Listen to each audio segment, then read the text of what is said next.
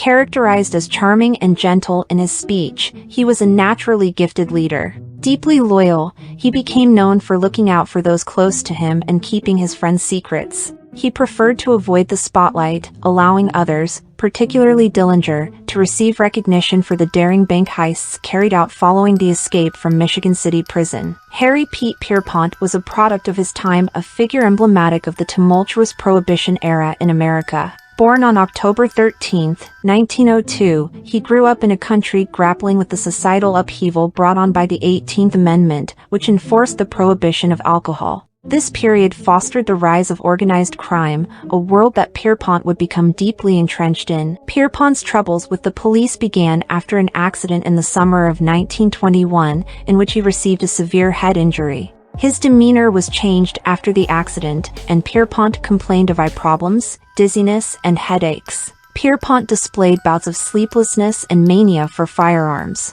He stood over 6 feet tall, with light brown hair and blue eyes. The second and third toes of his feet were grown together. At his May 1925 trial in Kokomo, his place of residence was never clearly established. He was said to have lived in Toledo and Indianapolis, and was known to have hung around Kokomo for some time before the bank robbery was framed. Pierpont's turning point came in July 1933 when he escaped from prison. It was during this time that he met John Dillinger, a notorious bank robber who would later capture the public's imagination. Their meeting was serendipitous, leading to a close friendship and Pierpont's evolution into an influential figure within Dillinger's gang. As a mentor and confidant, Pierpont helped Dillinger refine his craft in bank robbery, providing invaluable insights gained from his own experiences. Together with Dillinger, Pierpont and the gang orchestrated a series of daring bank heists across the Midwest, becoming legends in their own right. Their audacity and skill drew significant media attention, and the pair became the faces of the criminal resistance to Prohibition. Their exploits romanticized by the public and portrayed in various sensationalist media. Pierpont's criminal alchemy peaked in 1934, as his gang became infamous for their brazen robberies, displaying a level of organization and fearlessness that was unrivaled at the time. They garnered even more notoriety after several violent confrontations with law enforcement, leading to bloodshed, and cemented their reputation as outlaws. However, with fame came increasing scrutiny.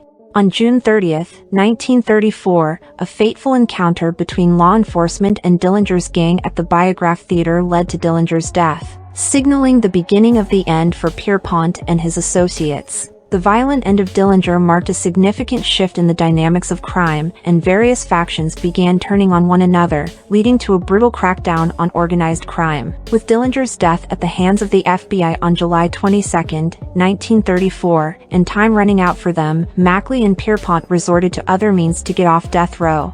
They would try to duplicate their old friend's feat.